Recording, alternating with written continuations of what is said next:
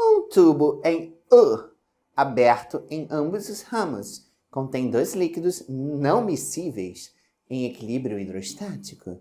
Observe como mostra a figura, que a altura da coluna do líquido number 1 é de 34 centímetros e que a diferença de nível entre a superfície do líquido 2 no ramo da direita e a superfície de separação dos líquidos no ramo da esquerda é de 2 centímetros. Considerando a densidade do líquido 1 igual a 0,80 gramas por centímetro cúbico, calcule a densidade do líquido number 2. Olá, crianças! Sou eu, BF, de novo. Vamos fazer essa questãozinha espetacular que envolve aí um assunto chamado vasos comunicantes na hidrostática, tá? E aqui a gente tem uma situação que é interessante, que é o seguinte: se eu tivesse aqui vasos comunicantes, tá? Podia ser a área que for, podia ser o formato que for. Se o líquido é o mesmo líquido, tá? A altura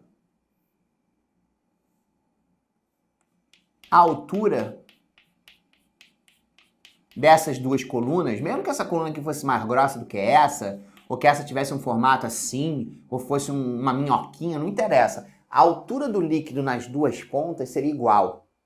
Muito provavelmente você tem uma fotografia dessa no livro de vocês, tá? E isso nada mais é do que uma aplicação de um teorema chamado Teorema de Steven, não é Steven Spielberg, é só Steven, que diz o seguinte, que quando eu tenho um determinado líquido, tá? Pontos iguais, pontos localizados na mesma altura têm a mesma pressão. Porque você sabe que a pressão da coluna de um líquido depende de 3 fatores, né? Da densidade do líquido, ou massa específica, da gravidade e da profundidade que você está. Claro, aqui no iniciozinho do líquido, né, por exemplo, aqui no pontinho A, tá? A pressão, obviamente, no ponto B vai ser maior, né? E se eu tiver aqui, por exemplo, um ponto C no meio do caminho, aqui se a pressão for 1, aqui vai ser 1,5 e aqui vai ser 2. Então, conforme eu for descendo no líquido, a pressão vai se tornando cada vez maior, tá?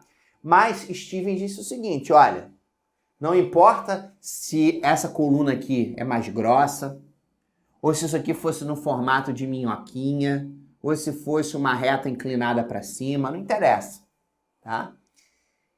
Se eu tenho pontos localizados na mesma altura, então, por exemplo, aqui, esse ponto aqui, tá? O ponto D está localizado na mesma altura que o ponto C, concorda? Então, o teorema de Steven diz o seguinte, que a pressão em C vai ser igual à pressão em D. Certo? Porque estão localizados na mesma altura. Tá? Se eu tivesse aqui, por exemplo, um ponto E, que eu posso dizer que o ponto E, a pressão em A é igual à pressão em E. Estão localizados aqui na mesma linha, na mesma horizontal. Tá? É por isso que se o líquido for igual, ele tem que manter a mesma altura. Porque eu não poderia ter, por exemplo, aqui, se isso aqui fosse água, como é que essa coluna aqui vai ser maior do que essa? Porque se essa coluna fosse maior, eu estou dizendo que essa pressão aqui é igual a essa. Não é. Tá? Então isso é impossível. Sempre que eu coloco o mesmo líquido, eles vão se equilibrar nos vasos comunicantes na mesma altura. Justamente uma consequência do teorema de Steven Spielberg. Aqui eu estou misturando dois líquidos que não são miscíveis, ou seja, líquidos que não se misturam. Por exemplo, poderia ser água e óleo. Bota aí, mistura de água e óleo no YouTube. Provavelmente você vai ver algum vídeo, o cara mostrando aí, botando água e óleo, você vai ver que esses caras não se misturam. Você vai ver que a água vai ocupar um espaço, o óleo vai ocupar outro, que esses caras não se mexem, não se misturam um com o outro. Né? Então, o que acontece aqui? Aqui você colocou esses dois líquidos diferentes, de densidades diferentes, eles não se misturam, e como são líquidos diferentes, você vê que eles agora ocupam alturas diferentes. Se isso aqui fosse tudo água, você pode ter certeza que desse lado de cá, a água teria que chegar até aqui, até essa altura, que é a mesma desse lado de cá. Mas como são líquidos diferentes, densidades diferentes não se misturam, a gente vai ter essa configuraçãozinha aqui. Você vê que o líquido número 1 está numa altura bem maior do que o líquido número 2. Tá? Então, como é que você resolve esse tipo de questão? Eu vou depois ensinar o que você pode fazer numa prova direta aplicar isso, tá? Eu vou te explicar o porquê. Olha só, repara que essa aqui é a superfície que divide os dois líquidos. Concorda? Então, aqui, por exemplo, eu teria... Deixa eu chamar esse pontinho aqui de A. Como essa aqui é a superfície divisória entre os dois, então claro que o líquido azulzinho aqui exerce uma pressão, certo? Então vai exercer aqui uma pressão, tá? A pressão aqui nesse ponto alto, pressão desse pontinho azul, desse líquido azulzinho. E aí eu vou ter aqui na mesma linha, ó, na mesma linhazinha aqui, ó, eu tenho aqui o pontinho B. Pontinho B. Mas aí o que o nosso amigo Steven Seagal diz pra gente? Que na mesma linha, na mesma horizontal de um líquido, as pressões são iguais. Então aqui, ó, em A e B, como eles estão na mesma linha, eu posso escrever isso aqui, ó.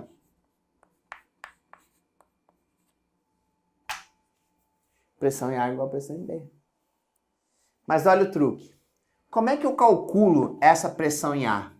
Vê se você concorda comigo que a pressão em A aqui... Ah, eu não posso esquecer de um detalhe especial. Esses tubos aqui estão abertos, né? Então aqui já existe a pressão atmosférica, tá? Que é a pressão que o ar vai tentar empurrar esses líquidos para baixo, tá? E, claro, eu tenho aqui no ponto A, por exemplo, a coluna desse líquido número 1. Então, a pressão nesse pontinho A aqui vai ser o quê? Vai ser a pressão atmosférica mais a pressão da coluna do líquido número 1. E do outro lado, PB vai ser a pressão atmosférica mais a pressão dessa coluninha aqui, ó, do líquido número 2. Tá? Como a pressão atmosférica é tudo igual, corta fora, né? É uma soma, pode cortar fora. Então, P1 igual a P2. Mas qual é a pressão aqui dessa coluna? Vai ser, a gente vai usar essa formulazinha agora, né? Vai ser a densidade do líquido número 1, a gravidade e a altura do líquido número 1. E a pressão do 2 aqui vai ser a densidade dele, a gravidade e a altura dessa colunazinha aqui. Ó, a gravidade corta fora e a gente chega nessa expressãozinha, que era a expressãozinha que você pode usar direto numa prova. O professor não pode tirar ponto de você, porque você não precisa fazer essa palhaçada toda que eu fiz. Isso aqui tudo eu fiz só para explicar para você da onde vem essa formulazinha de vasos comunicantes que você pode aplicar, que é exatamente essa. Massa específica, ou eu gosto sempre de usar densidade, tá? Eu não gosto de usar esse símbolo, o U com a perna puxada, massa específica, mas isso aparece em livro, mas é tudo a mesma coisa aqui, densidade, massa específica, aqui na situação é a mesma coisa. Então, densidade do primeiro vezes a altura do primeiro, igual a densidade do segundo vezes a altura do segundo. Essa altura, ela é sempre em relação à linha que divide os dois líquidos, tá? Que é exatamente essa linhazinha aqui, ó. A linha, ó, horizontal que divide, separa os dois líquidos. Por isso que essa altura é dada em relação a essa linha. Ele não mostra essa altura toda, que não interessa. É a altura só da coluna em relação à linhazinha horizontal que divide os dois líquidos, tá? Que foi já marcado ali no desenho pra gente. Pronto, agora é molezinha. Qual é a densidade do primeiro aqui? Ele deu ou é isso que ele quer? Não, ele deu. A densidade do primeiro líquido é 0,80. Aí é maneiro porque a gente não precisa transformar esse gramas centímetros cúbicos, tá? Para quilograma metro cúbico, porque isso aqui é o sistema internacional, né? Isso aqui que seria o certo. Mas aqui nessa expressãozinha, como eu tenho densidade de um lado e densidade do outro, eu posso trabalhar com qualquer unidade. Então, posso trabalhar com grama centímetro cúbico, não tem problema. Então, aqui, ó, vai ser 0,8.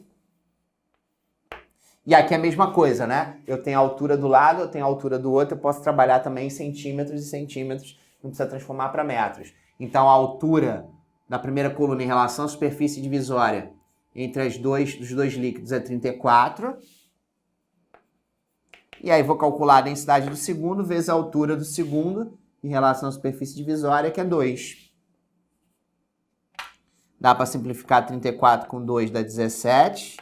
E aí fica 17 vezes 0,8. Isso aqui vai dar 13,6. Aí, claro, como a gente trabalhou com gramas centímetros cúbicos, a resposta sai gramas centímetros cúbicos. 13,6 é a densidade do mercúrio, tá? Então, esse líquido 2 aqui seria o mercúrio. E esse líquido aqui mais levinho, né? Por isso que ele fica mais para cima, né? Porque o mercúrio é mais pesadão, então ele consegue empurrar esse líquido aqui, que é muito mais leve, né? 0,80 contra 13,6, praticamente mais de 13 vezes mais leve. Então, por isso que o mercúrio fica mais embaixo, que ele consegue empurrar esse líquido bastante para cima, e por isso que tem essa diferença absurda aí. Então, esse líquido número 2, 13,6, e esse líquido amarelinho número 1, só 0,8. Então, isso aqui é a aplicação exatamente dos vasos comunicantes. Então, toda vez que você tiver probleminha de vasos comunicantes, é isso aí. Densidade do primeiro vezes a altura do primeiro igual a densidade do segundo vezes a altura do segundo, tá? Não precisa fazer toda essa ladainha. Isso aqui eu só usei para a gente poder relembrar, né? Se o professor explicou isso para você, como é que a gente chega nessa expressãozinha aqui. Mas você pode usar direto na prova, o professor não pode tirar ponto por isso. Tá legal? Então espero que você tenha gostado, espero que você arrebente, eu tenho certeza absoluta que você vai arrebentar. Confie em você. A primeira coisa que você tem que fazer quando você chega numa prova é ter confiança. Você vai chegar lá, você vai derrotar a prova, você vai humilhar a prova, você vai tirar um notão, visualiza essa sua nota boa, a emoção que você vai sentir quando pegar a prova, seu professor e tirar aquela nota maior do que você esperava. Não tenho certeza absoluta que usando também esse trabalho mental, psicológico, isso vai te ajudar bastante na hora de você chegar na hora da prova. Então, confie em você, você é inteligente, você está aqui no Desesperando, assistiu todas essas questões, então arrebente a boca do balão para, dançar na cara do teu professor de física. Um grande beijo, até a próxima, tchau.